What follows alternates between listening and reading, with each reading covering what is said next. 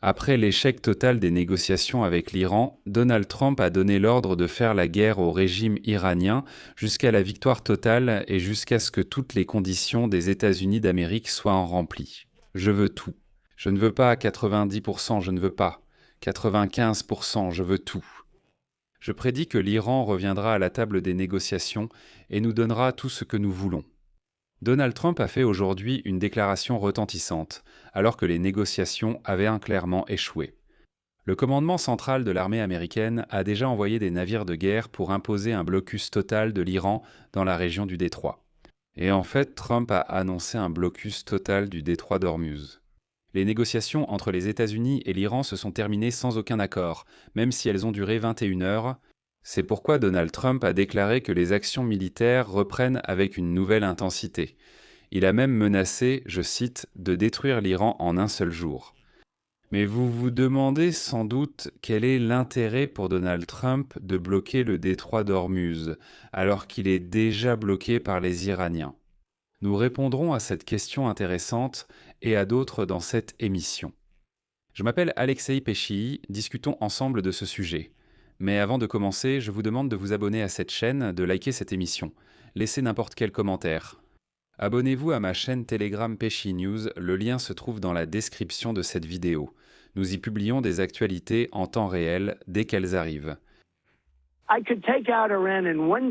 Alors, reprenons tout dans l'ordre. Les négociations entre les États-Unis et l'Iran, qui ont eu lieu samedi 11 avril au Pakistan, se sont terminées sans résultat.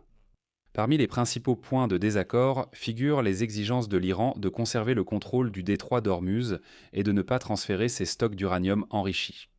Cette impasse met en danger la trêve de 2 semaines conclue la semaine dernière et crée un risque de reprise et d'escalade des hostilités. Le vice-président américain J.D. Vance, qui a mené les négociations avec les Iraniens, a déclaré que les parties avaient mené des discussions substantielles pendant 21 heures, mais n'avaient pas réussi à surmonter leurs divergences. Voici une citation de J.D. Vance. « Pour l'Iran, c'est une bien plus mauvaise nouvelle que pour les États-Unis. Nous avons clairement défini nos lignes rouges, et ils ont choisi de ne pas accepter nos conditions. Washington cherche à obtenir de Téhéran un engagement ferme et à long terme de ne pas chercher à posséder des armes nucléaires ou les moyens de les fabriquer rapidement. Nous ne le voyons pas encore, mais espérons que cela change. Les Américains ont fait preuve d'assez de souplesse, se sont montrés conciliants et ont négocié de bonne foi. Cependant, aucun progrès significatif n'a pu être réalisé. Nous en sommes déjà à 21 heures et nous avons eu de nombreuses discussions substantielles avec les Iraniens. C'est une bonne nouvelle. La mauvaise nouvelle, c'est que nous n'avons pas d'accord, ce qui est bien plus négatif pour l'Iran que pour les États-Unis. C'est pourquoi nous allons retourner aux États-Unis et, sans accord, nous avons été très clairs sur le fait que ce sont nos lignes rouges, que nous sommes prêts à les respecter et que nous ne sommes pas prêts à les dépasser. Immédiatement après cette déclaration de J.D. Vance, plusieurs médias iraniens ont déclaré que l'échec des négociations était dû à l'irréalisme de la position des États-Unis et à leurs exigences excessives. Les délégations ont mené plusieurs séries de négociations dans différents formats. Et voilà que J.D. Vance a indiqué que le groupe américain avait consulté le président Donald Trump à de nombreuses reprises, avec le secrétaire d'État Marco Rubio, le ministre de la Guerre Pete Hegseth, le ministre des Finances des États-Unis Scott Bess et le commandant du commandement central des États-Unis, le général Brad Cooper. Et donc ces négociations ont duré 21 heures. Au final, il est devenu évident que l'Iran est absolument certain de pouvoir encore se battre, tout comme les États-Unis. Il s'est passé ce qui était évident. Les deux parties avaient des exigences maximalistes l'une envers l'autre et elles ne s'écoutaient absolument pas lors des négociations. Il est impossible de parvenir à un accord avec un adversaire qui est convaincu qu'il va soit gagner, soit tenir plus longtemps que son opposant. Et donc, après l'échec des négociations, Donald Trump s'est passé à l'action. Tout d'abord, Donald Trump est absolument convaincu de la victoire des États-Unis. Il a déclaré, je cite, « Je veux tout, je ne veux pas. 90%, je ne veux pas. 95%, je veux tout. Je prédis que l'Iran reviendra à la table des négociations et nous donnera absolument tout ce que nous voulons. Ils n'ont aucun atout. » Plus tard, Donald Trump a annoncé le début du blocus maritime du détroit d'Ormuz par les forces navales américaines. Préparez-vous, il va y avoir une longue citation de Donald Trump. Alors, voici ce que nous avons. La rencontre s'est bien passée, un accord a été trouvé sur la plupart des points, mais sur la seule question vraiment importante, le nucléaire, non. Immédiatement, les forces navales des États-Unis, les meilleures au monde, vont commencer le processus de blocus de tous les navires tentant d'entrer. À un certain moment, nous passerons au principe. Tout le monde est autorisé à entrer, tout le monde est autorisé à sortir. Mais l'Iran ne le permet pas, déclarant simplement, je cite, « Quelque part, il pourrait y avoir une mine dont personne, à part eux, n'est au courant. C'est du chantage mondial. » J'ai également ordonné à notre flotte de rechercher et d'intercepter chaque navire dans les eaux internationales qui a payé une taxe à l'Iran. Personne qui paie une taxe illégale n'aura un passage sûr en haute mer. Nous allons également commencer à détruire les mines que les Iraniens ont installées dans le détroit.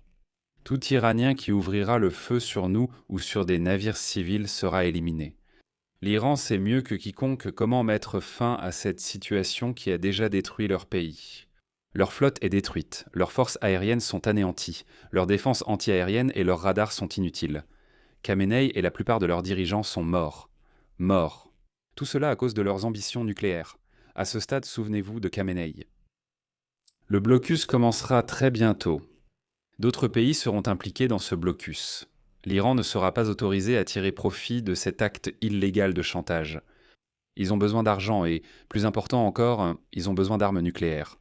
De plus, au moment opportun, nous sommes entièrement prêts à agir et nos forces armées mèneront à terme la destruction de ce qui reste de l'Iran.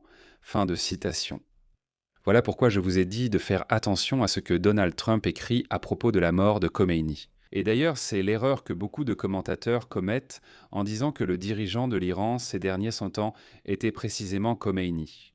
Eh bien, c'est une grosse erreur dans le sens où le dernier dirigeant était quand même Khamenei et non Khomeini. Khomeini, Rouhollah Khomeini, est mort en 1989. Premier dirigeant de la République islamique d'Iran, il a été suivi par Khamenei.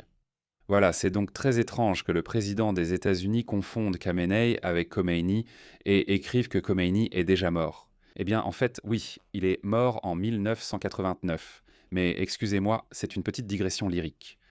Il est important de noter ici que les navires chinois, indiens et pakistanais faisaient vraiment partie des rares à traverser le détroit dans le cadre de l'accord avec Téhéran. L'ordre de Trump d'intercepter risque de conduire les États-Unis vers un conflit, même avec ces partis. D'ailleurs, lors d'une émission sur la chaîne Fox News, on a rappelé aujourd'hui à Trump qu'il avait promis d'imposer des droits de douane de 50% sur tous les produits de tout pays qui fourniraient du matériel militaire à l'Iran. Et voilà que Trump a déclaré « N'oubliez pas que cela concerne aussi la Chine ». Je cite. Oui, cela concerne tout le monde, même la Chine. Si nous découvrons que la Chine, parce que j'entends des informations dans les médias selon lesquelles la Chine fournirait soi-disant des missiles solaires portables, j'en doute, car nous avons certaines relations et je pense qu'ils ne feraient pas cela. Peut-être qu'au tout début de la guerre, ils ont fourni quelque chose un peu, mais je ne pense pas qu'ils continueront. Mais non, si nous les attrapons en train de faire cela, ils recevront une taxe de 50% et c'est tout simplement une somme colossale. Eh bien, et bien sûr, Donald Trump a déclaré que les États-Unis sont capables de détruire complètement l'Iran en un seul jour. Je cite. « Je pourrais détruire l'Iran en un jour. En 1 heure, je pourrais mettre hors service toute leur infrastructure énergétique. Toutes, chacune de leurs centrales électriques. Et c'est très sérieux. Mais je ne veux pas faire ça, car la reconstruction prendrait environ 10 ans à l'Iran et le pays ne pourrait jamais vraiment s'en remettre complètement. Les États-Unis ont déjà détruit un pont iranien juste pour leur montrer de quelle capacité disposent les forces armées américaines.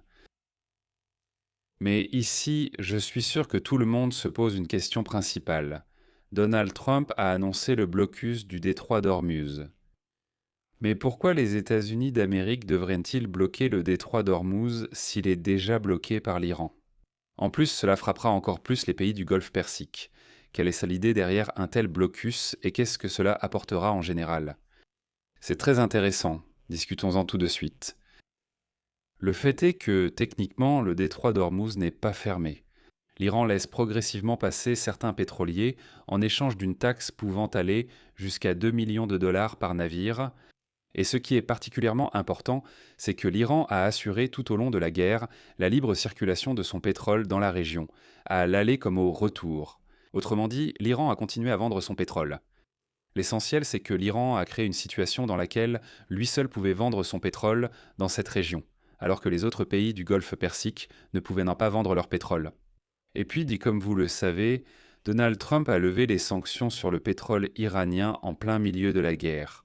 Au final, pendant la guerre, l'Iran a augmenté ses livraisons de pétrole de 100 000 barils par jour, atteignant presque 2 millions de barils par jour.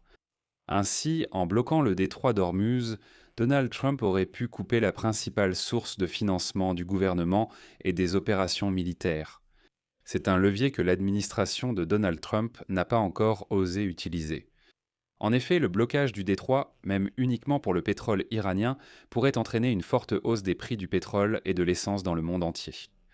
Parce que quoi qu'il en soit, le pétrole iranien couvrait une partie de la demande mondiale. C'est précisément pour cette raison que les forces navales américaines autorisaient les pétroliers iraniens à traverser cette région. Et les Américains fermaient en quelque sorte les yeux sur le fait que l'Iran ne se contentait pas de continuer à commercer.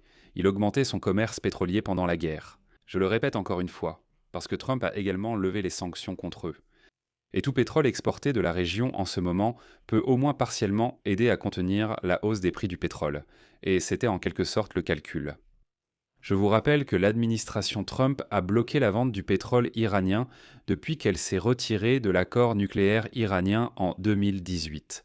La décision de Donald Trump de lever les sanctions contre le pétrole iranien le mois dernier, encore une fois en pleine guerre, a libéré une quantité assez importante de pétrole. C'est 140 millions de barils. Eh bien, c'est selon les données officielles. D'après les données de l'administration américaine de l'information sur l'énergie, cela suffit à satisfaire la demande mondiale de pétrole pendant environ 1 jour et demi. J'insiste encore une fois, c'est tout. Mais une telle décision de Trump a eu l'effet inverse.